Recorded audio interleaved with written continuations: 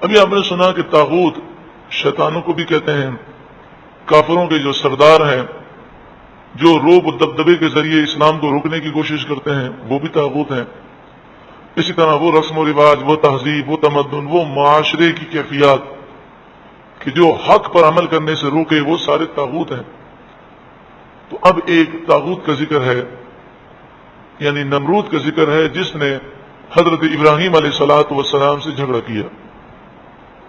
الم ترى، اے محبوب کیا آپ نے نہ دیکھا، الی الذی، اس شخص کو، حاج، جس نے جھگڑا کیا، ابراہیم علیہ السلام سے، فی ربہ، اپنے رب کے بارے میں۔ جو ابراہیم علیہ السلام کا بھی رب ہے، جو نمرود کا بھی رب ہے، تو اپنے ہی رب کے بارے میں اس نے جھگڑا کیا۔ یہ اس کا غرور اور تکبر کس بات پر تھا؟ ان آتاہ اللہ الملک، یہ کہ اللہ نے اسے بادشاہت دی۔ اللہ نے جب اسے پوری دنیا کا بادشاہ بنایا، 800 برس کی اس کی عمر ہوئی، 400 برس تک کبھی سر میں درد نہ ہوا، کبھی بخار نہ ہوا، پوری دنیا پر اس کی حکومت تھی، روب دبدبا تھا۔ تو شکر کرنے کے بجائے وہ ایسا نافرمان ہوا کہ اس نے پوری دنیا کے لوگوں کو شرک میں مبتلا کیا، جگہ جگہ مندر بنائے، ہر مندر میں اس نے اپنا بت بنا کر رکھا اور کہا کہ جو میرے بت کو سجدہ کرے گا، جو مجھے خدا مانے گا، اسے میں غلہ دوں گا اور باقی سب کا غلہ بند کر دوں گا۔ فوجی نظام تھا، کھیتوں میں جو بھی غلہ پیدا ہوتا سارے غلے پر قبضہ کر لیا جاتا اور گوداموں میں بھر لیا جاتا، پھر گودام سے غلہ اسے ملتا جو نمرود کو خدا مانتا۔ اور خود نمرود بابل شہر میں تھا، عراق میں، تو جو اس شہر کے لوگ تھے ان پر لازم تھا کہ وہ دربار میں آئیں اور نمرود کو سجدہ کریں اور اسے خدا مانے، الہ مانے، معبود مانے۔ حضرت ابراہیم علیہ الصلوۃ والسلام نے جب لوگوں کو دین اسلام کی دعوت دی اور کچھ مومنین آپ کے ساتھ ہو گئے، تو نمرود کے فوجیوں نے ان کا غلہ بند کر دیا کہ تم نمرود کو خدا نہیں مانتے۔ تو مفسرین نے لکھا کہ حضرت ابراہیم علیہ الصلوۃ والسلام کو مومنین نے کہا کہ ہمارا تو غلہ بند ہو گیا، اب ہم کیا کریں؟ تو آپ نے ایک بوری لی اور اس میں ریت کو بھرا، اور ریت بھرنے کے بعد آپ نے رب کی بارگاہ میں دعا کی، تو وہ ریت جو ہے اللہ تعالیٰ نے اسے غلہ بنا دیا۔ پھر یہی معمول ہو گیا۔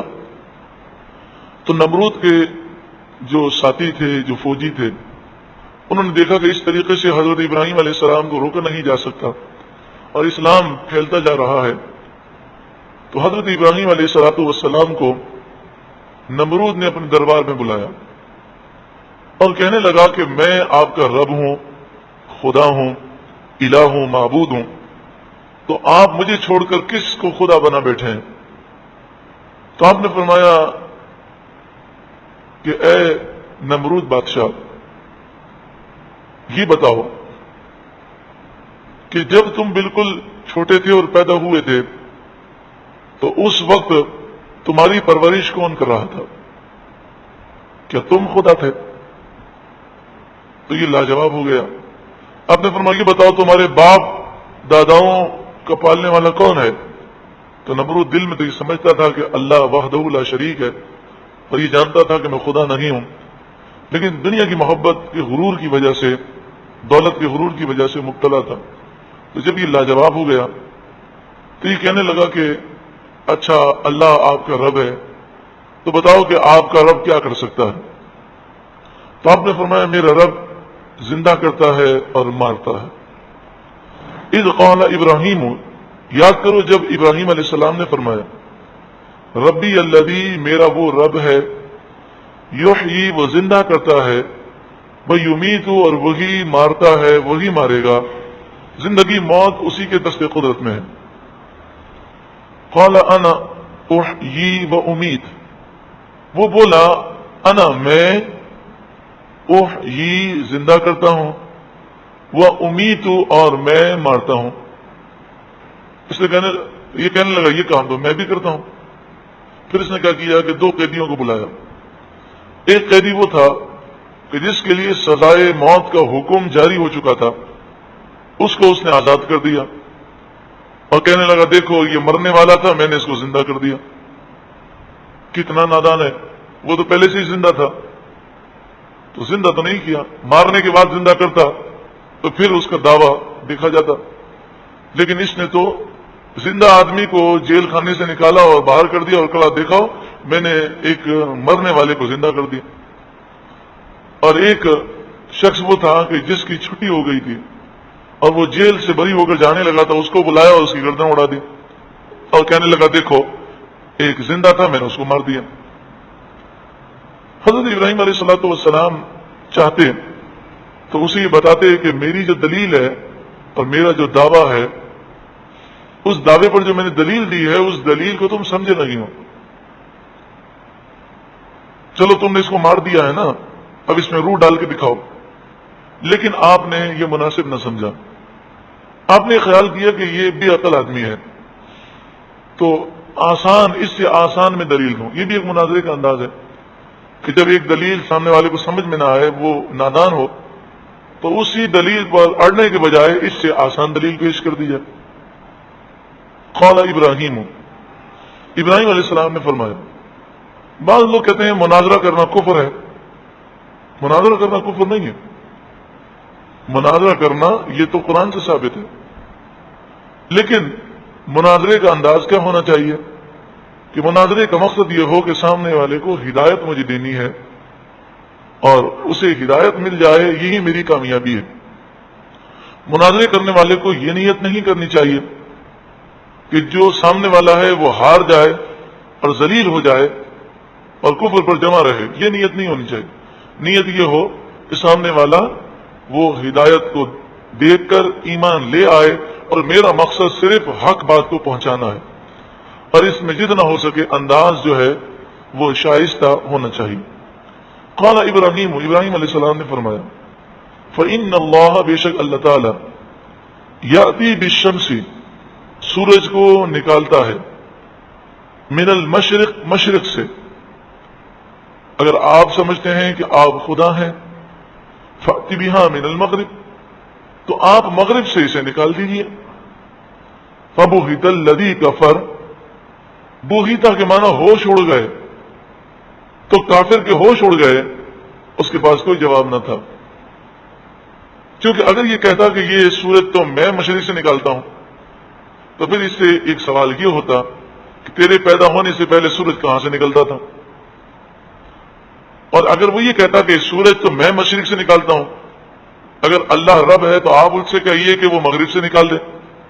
تو وہ جانتا تھا کہ حضرت ابراہیم علیہ السلام اشارہ کریں گے تو سورج مغرب سے نکل آئے گا، تو اس لیے اس کے پاس اس بات کا کوئی جواب نہ تھا. واللہ لا یہدی القوم الظالمین، اور اللہ ظالم قوم کو ہدایت نہیں دیتا.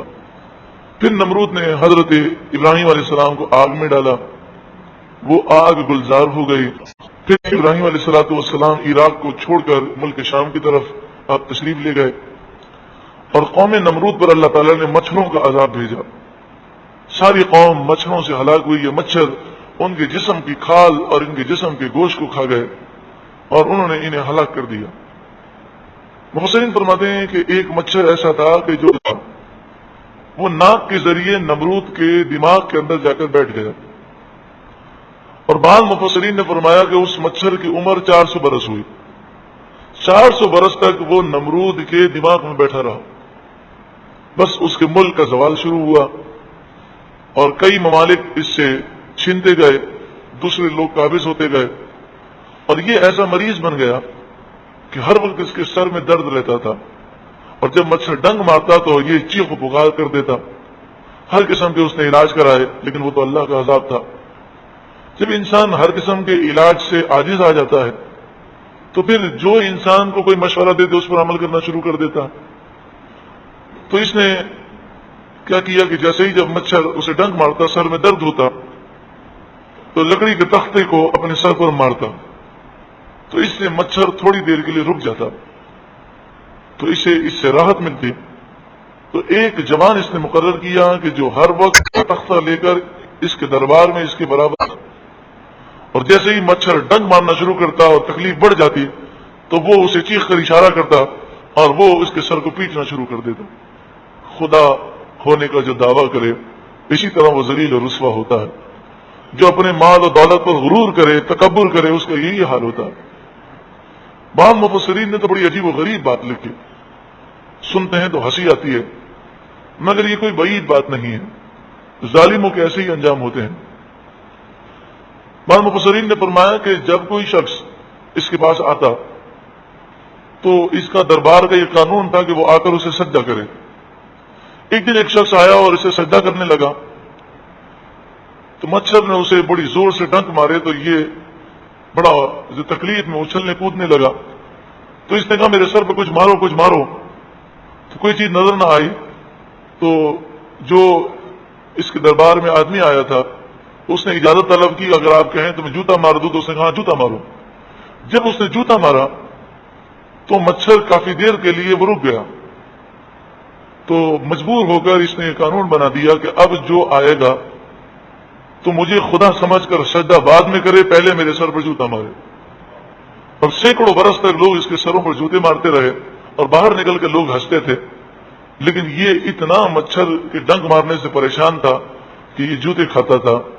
حقیقت یہی ہے کہ غرور اور تکبر کرنے والوں کا انجام ایسا ہی ہوتا ہے۔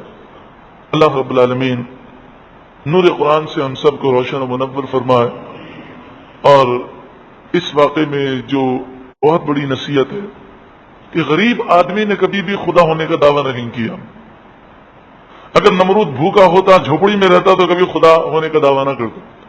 تو یہ مال و دولت بڑی ہی خطرناک چیز ہے، یہ سانپ کا زہر ہے۔ اللہ رب العالمین مال و دولت عطا فرمائے تو اللہ تعالیٰ اس کے زہر سے محفوظ فرمائے، اور مال و دولت کے غرور و تکبر سے اللہ تعالیٰ بچائے۔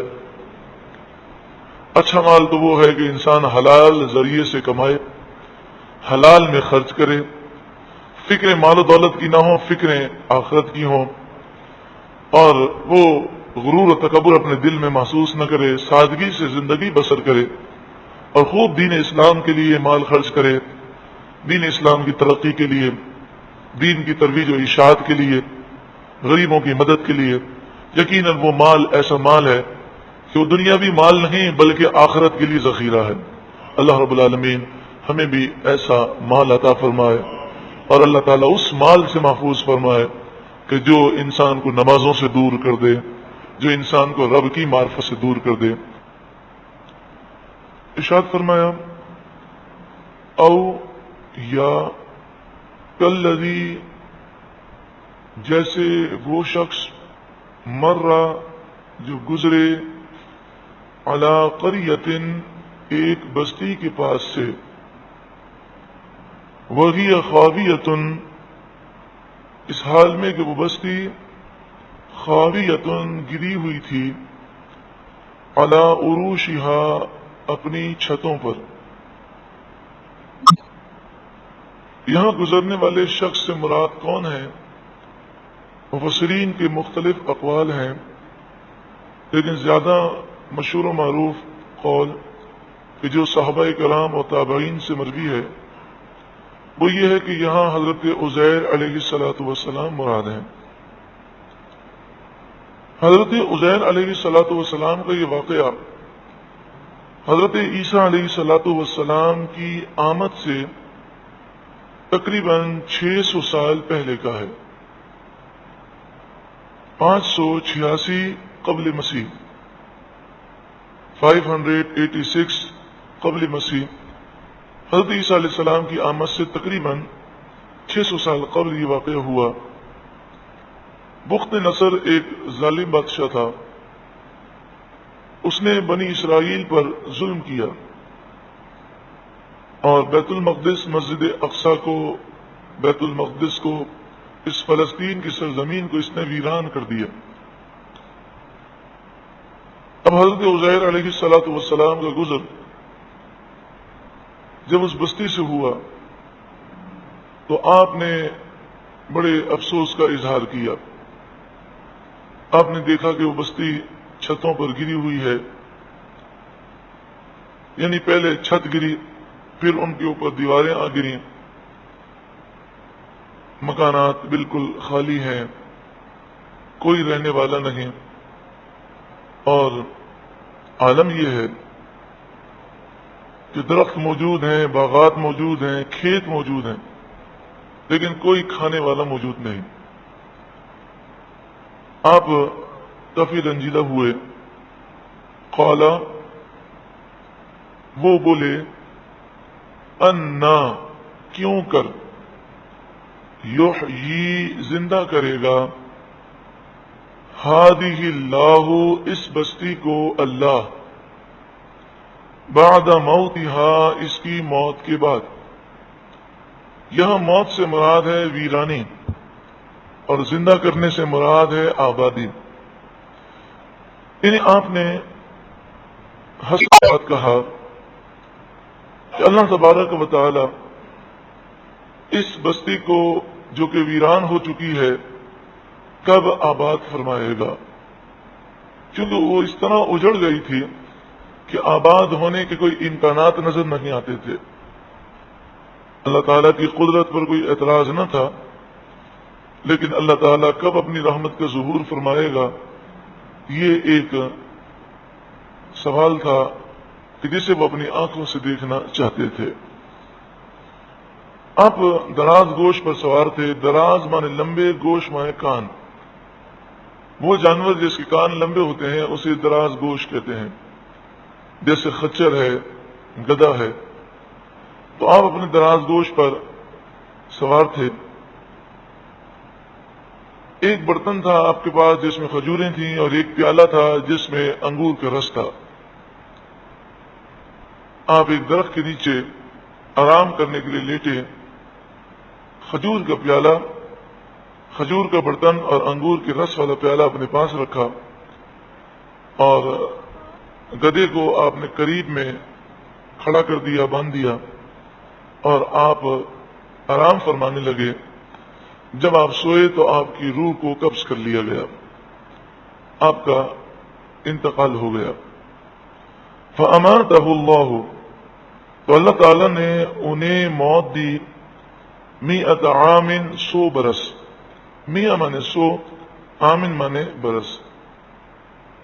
آپ نے اگر عربوں کی کبھی گفتگو سنی ہو تو اگر کوئی بات انہیں بہت اچھی لگے تو وہ کہتے ہیں فی میاں میاں، یا میاں میاں کہتے ہیں. یعنی میاں مانے 100% یہ بات درست ہے. 100 عامن، 100 برس. 100 برس کے لیے اللہ تعالیٰ نے آپ کو موت عطا فرمائی. ثم بعثا، پھر آپ کو دوبارہ زندہ فرمایا. یہاں پر ایک سوال ذہن میں پیدا ہو سکتا ہے کہ اللہ تبارک و تعالیٰ نے جو زندگی عطا فرمائی وہ تو ایک تو وہ زندگی ہے کہ ہمیں دنیا میں پیدا کیا، وہ زندگی عطا فرمائی، پھر موت آئے گی، پھر موت کے بعد ہمیں قیامت کے دن دوبارہ اٹھنا ہے. لیکن حضرت عزیر علیہ الصلوۃ والسلام کو تو دنیا ہی کے اندر 2 زندگیاں اور 2 موتیں دی گئیں. تو اس کا جواب مفسرین نے یہ فرمایا، عام قاعدہ تو یہی ہے، لیکن حضرت عزیر علیہ السلام کو اللہ تعالیٰ نے اس قاعدے سے مستثنی فرمایا. ان اللہ علی کل شیء قدیر، اللہ تعالیٰ ہر چاہت پر قادر ہے. جب آپ کے انتقال کو 70 برس گزرے تو فارس کے بادشاہوں میں سے ایک بادشاہ آیا اور اس نے بخت نصر پر حملہ کیا اور کئی شہر اس سے چھین لیے. پھر وہ بیت المقدس آیا، اس نے اسے آباد کیا اور بنی اسرائیلیوں کو ڈھونڈ ڈھونڈ کر وہاں پر آباد کیا، اور پھر مزید 30 سال کے اندر یہ شہر بالکل آباد ہو گیا. حضرت عزیر علیہ الصلوۃ والسلام ایک درخت کے نیچے آرام فرما رہے تھے، لیکن نہ تو کسی بارش نے آپ کو نقصان دیا، نہ کسی آندھی نے، نہ طوفان نے، نہ کسی ہوا نے، بلکہ یہ 100 برس گزر گئے، گزرنے والے گزرتے رہے، لیکن آپ نظر نہ آئے. یہ بھی اللہ تعالیٰ کی قدرت ہے، وہ ہر چاہت پر قادر ہے. اس نے آپ کو لوگوں کی نگاہوں سے اوجھل کر دیا۔ جب آپ 100 برس کے بعد دوبارہ آپ کے اندر روح ڈالی گئی تو اس وقت تک معاملہ یہ تھا کہ جو گدھا تھا وہ مر چکا تھا، اور مرنے کے ساتھ ساتھ اس کی ہڈیاں بھی بکھر چکی تھیں اور اس کی ہڈیاں چمک رہی تھیں، یعنی ہڈیوں کے اوپر کوئی چکناہٹ باقی نہ تھی۔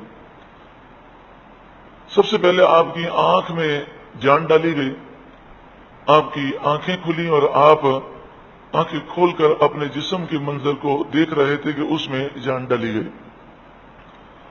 جب آپ وہاں پر آرام کے لیے لیٹے تھے، آرام کیا آپ نے، اس وقت آپ کی عمر 40 برس تھی۔ 100 سال کے بعد جب آپ کی آنکھ کھلی تو آپ کی عمر وہی 40 برس تھی۔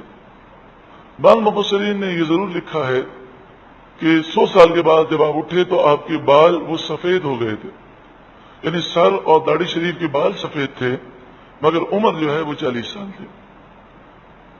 قال کم لبثت، فرمایا کم کتنا عرصہ، لبثت آپ ٹھہرے رہے۔ قال لبثت یوما او بعد یوم، حضرت عزیر نے کہا لبثت میں ٹھہرا رہا، یومن ایک دن، او بعد یوم یا دن کا کچھ حصہ، کیونکہ جب آپ نے آرام فرمایا تھا تو صبح کا وقت تھا اور اب سورج ڈوبنے لگا تھا۔ حقیقت یہ ہے کہ اللہ تبارک و تعالی جس کے لیے چاہے وقت کو طویل کر دے، جس کے لیے چاہے مختصر کر دے۔ دنیا والوں کے لیے یہ 100 سال تھے، لیکن حضرت عزیر علیہ الصلوۃ والسلام کے لیے یہ ایک دن یا اس سے کم تھا۔ جس طرح حضرت عاقبۃ جہاں صلی اللہ علیہ وآلہ وسلم جب شب معراج تشریف لے گئے تو دنیا والوں کے لیے وہ ایک لمحے سے بھی کم تھا کہ واپس لے آئے تشریف، اور وہ دروازے کی جو کنڈی ہے، زنجیر ہے، وہ ہل رہی ہے، وضو کا پانی چل رہا ہے، بستر گرم ہے۔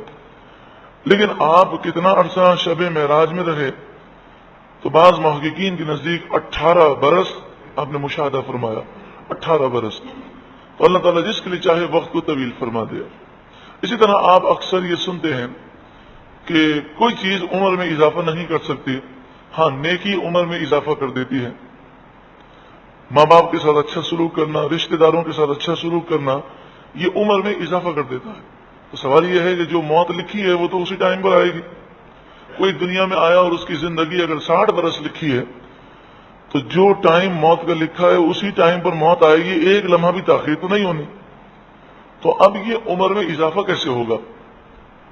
تو اس سے مراد یہ ہے کہ اللہ تعالیٰ وقت میں برکت عطا فرما دیتا ہے، اور جو آج ہمارے وقت میں برکت نہیں وہ ہمارے گناہوں کی وجہ سے ہے۔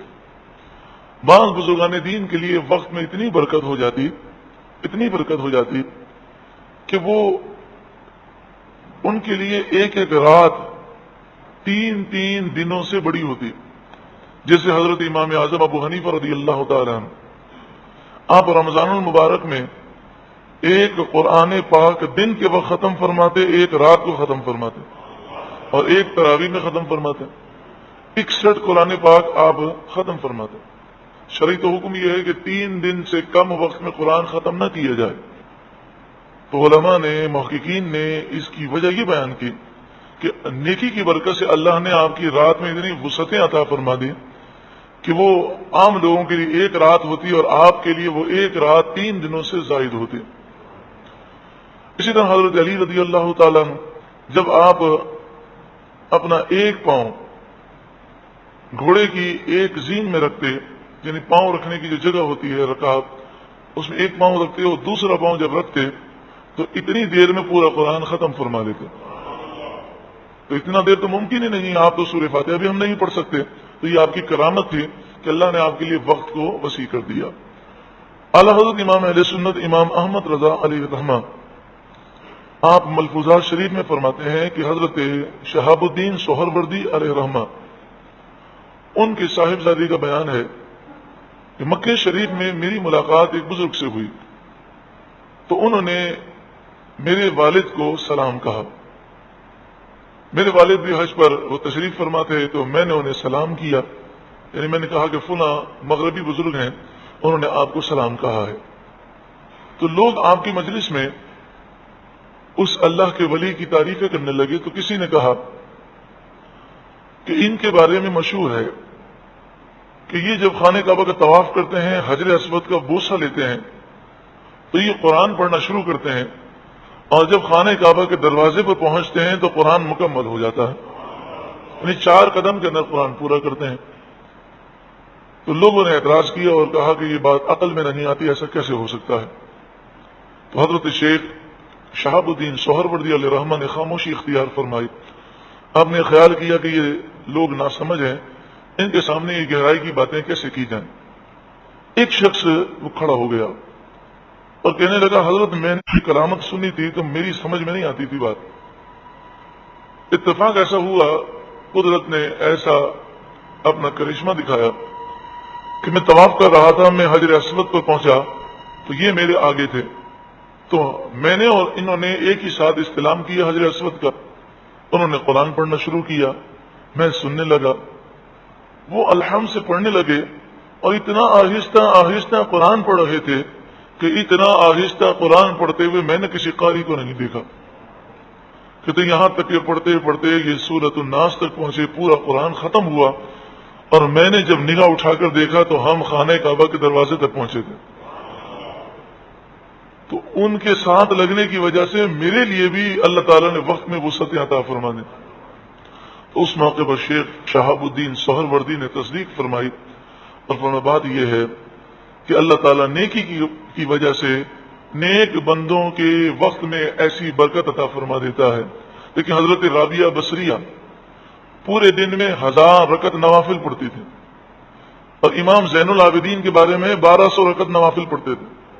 اب ہم سوچیں، اگر ایک رکعت پڑھنے میں 2 منٹ لگیں تو 1000 رکعت پڑھنے کے لیے 2000 منٹ چاہیے۔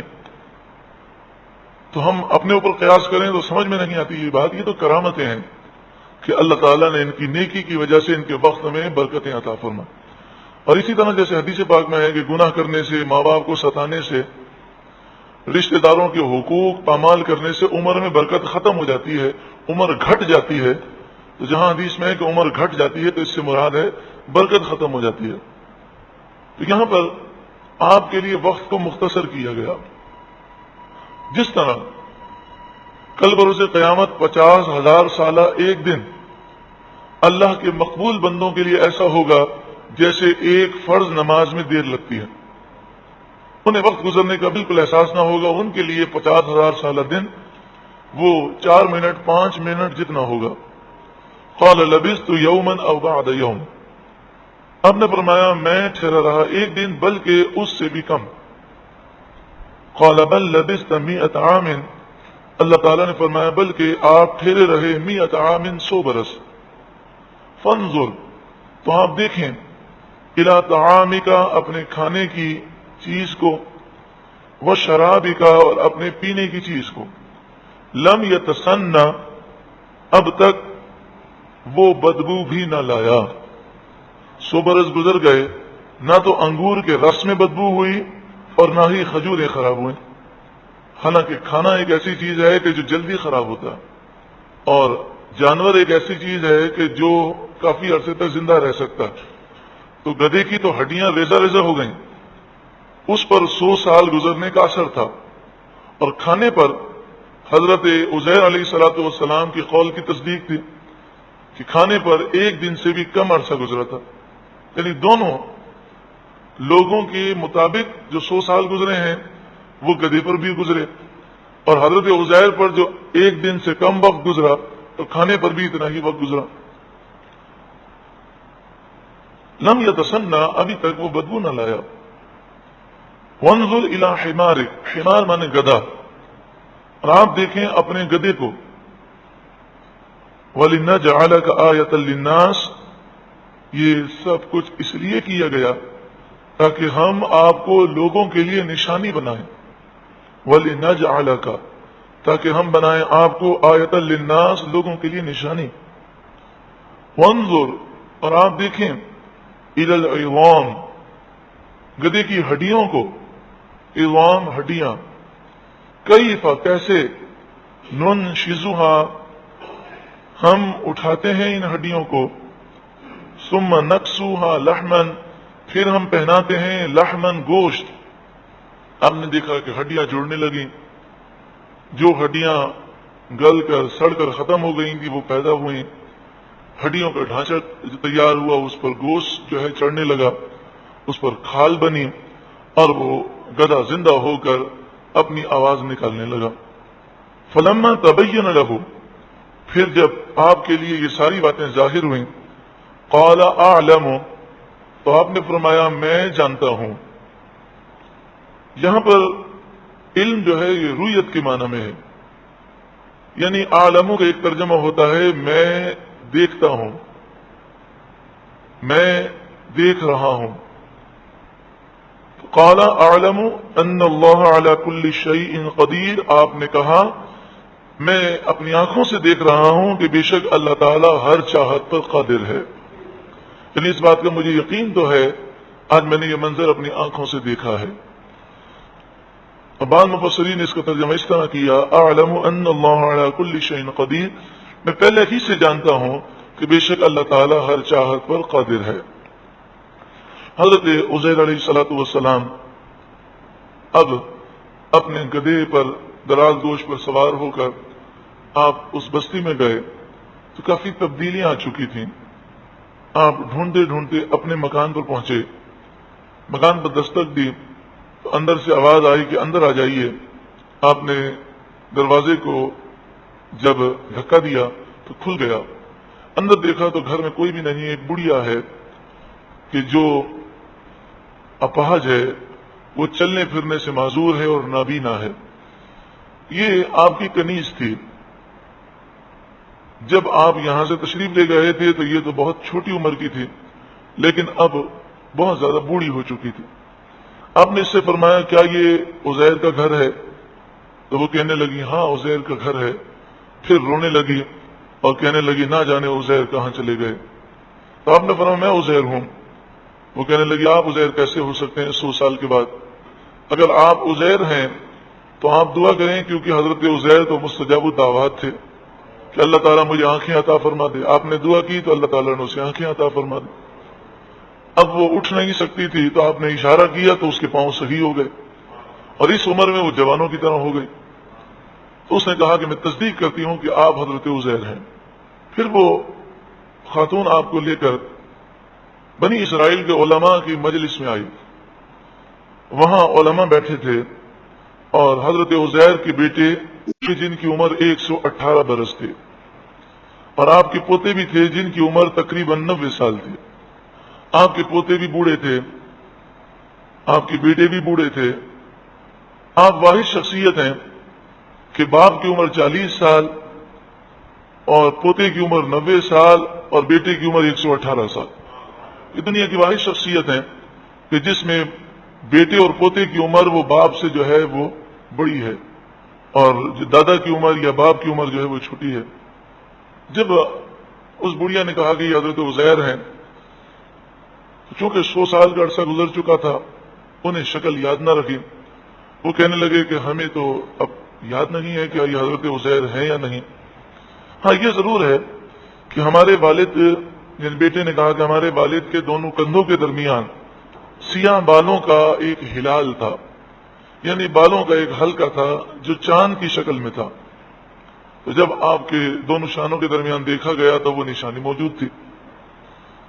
اب بنی اسرائیل کے علماء کہنے لگے کہ حضرت عزیر کو تو توریت یاد تھی، کیا آپ کو توریت یاد ہے؟ تو آپ نے فرمایا یاد ہے، کیونکہ توریت اور دیگر آسمانی کتابیں صرف نبیوں کو یاد ہوتی تھیں۔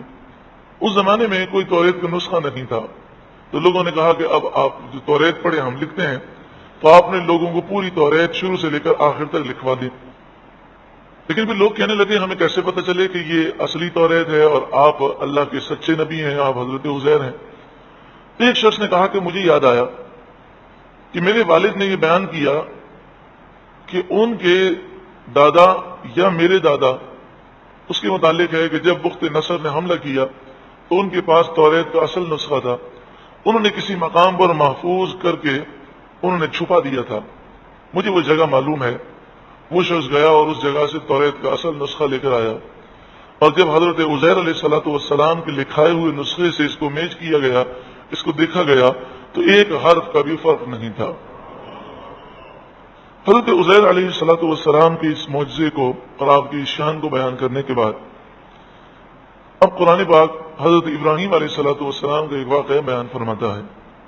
وَإِذْ قَالَ، اور یاد کرو جب کہا ابراہیم علیہ السلام نے، ربی، اے میرے رب، اری کے معنی ہے تو دکھا، نی مجھے، کیفا کس طرح، تحیی الموتا تو مردوں کو زندہ کرے گا۔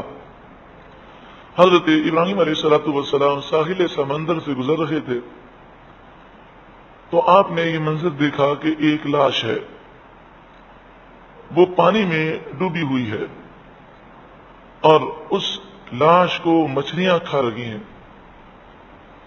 جب پانی ساحل سے چلا گیا، جس طرح آپ نے دیکھا ہوگا کہ جب شام ہوتی ہے تو پانی جو ہے وہ ساحل پر آ جاتا ہے، صبح کے وقت وہ غائب ہوتا ہے، تو آپ نے ایک دو دن وہاں پر قیام کیا، تو آپ نے یہ جب دیکھا کہ پانی چلا گیا تو اب درندے آئے اور وہ اس لاش کو کھانے لگے، پھر درندے چلے گئے تو پرندے آئے اور وہ اس لاش کو نوچنے لگے، پھر شام ہوئی اور پانی جب ساحل پہ چڑھ گیا تو مچھلیاں کھانے لگی۔ آپ کو جب حضرت جبریل نے یہ بشارت دی تھی کہ اللہ نے آپ کو اپنا خلیل بنایا، تو آپ نے یہ پوچھا تھا کہ اے جبرائیل، خلیل بننے کی نشانی اور علامت کیا ہوگی؟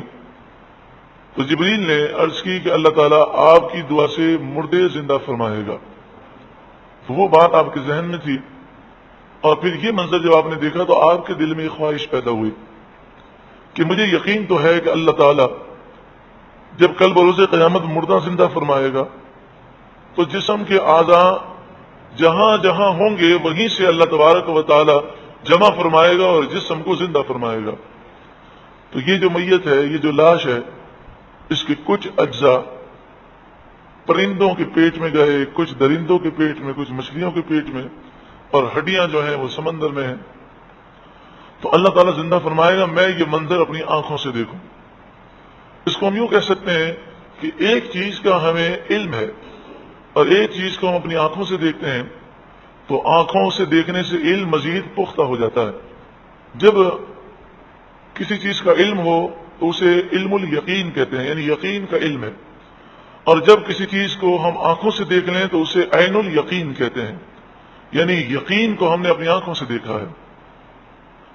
بعض لوگوں نے یہ سمجھا کہ حضرت ابراہیم علیہ الصلوۃ والسلام نے یہ جو سوال کیا نعوذ باللہ من ذالک شک کی وجہ سے کیا تھا، تو یہ بات بالکل غلط ہے۔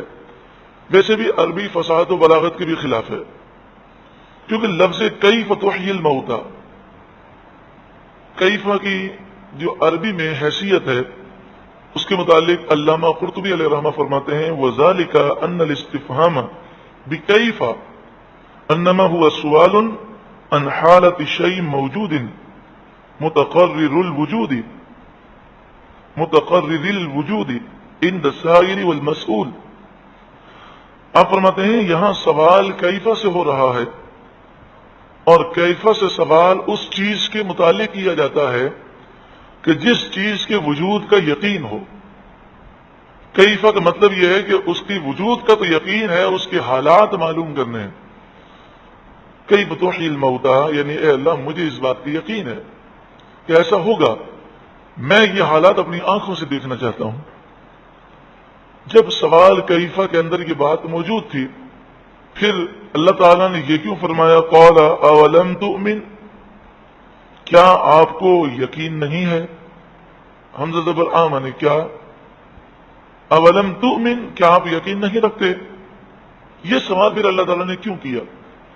تو فرمایا کہ کبھی کبھی سوال جو ہے یہ کسی مصلحت کی وجہ سے کیا جاتا ہے۔ اللہ تعالیٰ تو علیم ہے، وہ تو ہر بات کو ہمیشہ سے جانتا ہے، تو یہاں جو سوال ہے وہ اس حکمت کے پیش نظر ہے تاکہ سوال و جواب سے لوگ اس واقعے کو سمجھ لیں کہ حضرت ابراہیم علیہ الصلوۃ والسلام کا یہ سوال کسی شک کی وجہ سے نہیں تھا۔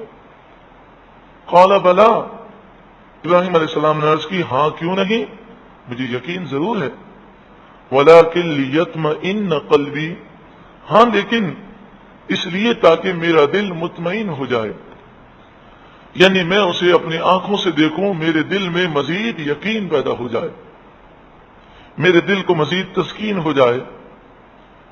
اور بعض مفسرین نے فرمایا کہ اس سے مراد یہ ہے کہ مالک تو نے مجھے خلیل بنایا، اور خلیل کی نشانی یہ ہے کہ تو خلیل کی دعا پر مردے زندہ فرمائے گا، تو میری دعا پر جب تم مردہ زندہ فرمائے گا تو مجھے مزید یقین ہو جائے گا، تسکین ہو جائے گی کہ مجھے تو نے خلیل بنایا۔ قال فخذ اربعۃ من الطیر، فرمایا اللہ تعالیٰ نے فخذ، تو آپ لے لیں اربعۃ من الطیر، 4 پرندوں کو، اربع 4 طیر پرندے، 4 پرندے آپ لے لیں۔ بعض مفسرین نے فرمایا کہ 4 پرندوں سے مراد ہے مور، مرغ، کبوتر اور کوا، یہ 4 پرندے آپ نے لیے، مور، مرغ، کبوتر اور کوا۔ فصرہن الیک، پھر آپ انہیں اپنے آپ سے مانوس کر لیں۔ فصرہن الیک، سر کے معنی ہے مانوس کر لینا۔ آپ نے دیکھا ہوگا کہ جب ہم پرندے پالتے ہیں تو کچھ عرصے کے بعد ہمیں ان کی شکل بھی یاد ہو جاتی ہے، ان کی حرکتیں بھی یاد ہو جاتی ہیں، اور وہ پرندے ہم سے مانوس ہو جاتے ہیں اور ہم ان سے مانوس ہو جاتے ہیں۔ یہ کیوں فرمایا گیا؟ اس لیے تاکہ جب یہ پرندے دوبارہ زندہ ہوں تو آپ کو عین الیقین حاصل ہو جائے کہ یہ وہی پرندے ہیں جو میں نے پالے تھے۔ کیونکہ دیکھنے میں تو سارے پرندے ایک ہی شکل کے لگتے ہیں، لیکن کچھ عرصے تک جب ہم پالتے ہیں تو ہمیں ان کی شکلوں میں ڈفرینس، فرق محسوس ہوتا ہے اور شکلیں یاد ہو جاتی ہیں۔ ثم جعل، پھر رکھیے، علی کل جبل، ہر پہاڑ پر، منہن، ان پرندوں سے، جزءاً، ایک جز، ایک ٹکڑا، یعنی ان پرندوں کو ذبح کریں، ان کے ٹکڑے کریں۔ بعض مفسرین نے فرمایا قیمہ بنائیں، اور پہلے اس قیمے کو آپ ملا دیجیے، اور پھر اس میں سے ایک حصہ ایک پہاڑ پہ رکھیں، دوسرے پہاڑ پر، تیسرے پہاڑ پر، چاروں طرف پہاڑوں پر آپ وہ قیمہ ان کا پھیلا دیں۔ ثم ادعوہن، پھر پکاریں آپ ان پرندوں کو، یاتینک، وہ آپ کے پاس آئیں گے، سعین، پاؤں سے دوڑتے ہوئے، سعین، پاؤں سے دوڑتے ہوئے۔ آپ نے پرندے لیے، مور، مرغ، کبوتر، کوا، اور اسے آپ نے ذبح کیا، پھر سب کا قیمہ بنایا، سب قیمے کو آپ نے ملایا، مکس کیا، اور پھر وہ قیموں کے آپ نے جز بنائے اور ہر جز کو الگ الگ پہاڑ پر رکھ دیا، اور پھر آپ نے آواز دی، اے مرغے، اے مور، اے کوے، اے کبوتر۔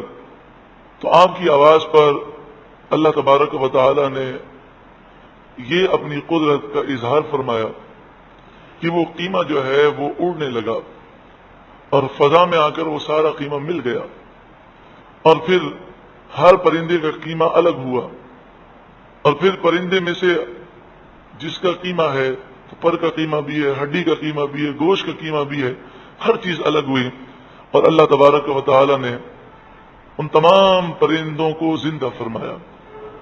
بعض مفسرین نے فرمایا کہ ذبح کرنے سے پہلے آپ کو یہ حکم دیا گیا تھا کہ ذبح کر کے پرندوں کے سر آپ کو اپنے پاس رکھنے ہیں، تو سر تو آپ کے پاس تھے، سر کا آپ نے قیمہ نہیں بنایا تھا، باقی وہ پرندہ تھا وہ بغیر سر کے، وہ سارے پرندے زمین پر دوڑتے ہوئے آئے، اور ہر پرندے نے اپنی گردن اپنے سر سے ملائی، اللہ کی قدرت سے وہ گردن جڑ گئی، اور ہر پرندہ اپنی بولی بولنے لگا۔ کتنا پیارا درس ہے اس واقعے میں کہ لوگوں، تم جہاں کہیں بھی ہو تمہیں موت آئے گی، موت کے بعد تمہارے جسم کے اعضاء جہاں کہیں بھی ہوں اللہ تعالیٰ انہیں زندہ فرمائے گا، جمع فرمائے گا، اور تمہیں کل بروز قیامت زندہ ہونا ہے۔ جو دنیاوی مستقبل ہے، فیوچر ہے، یہ یقینی نہیں ہے، پتہ نہیں اب ہماری زندگی کتنے سال باقی ہیں، اس کے لیے ہم اتنی کوشش کرتے ہیں، لیکن قبر و آخرت کا جو مستقبل ہے، فیوچر ہے، وہ یقینی ہے، اس کی تیاری کرو، تم کل بروز قیامت اللہ کو کیا جواب دو گے۔ وَاعْلَمْ، اور خوب جان لے، ان اللہ عزیز حکیم، بے شک اللہ غالب حکمت والا ہے.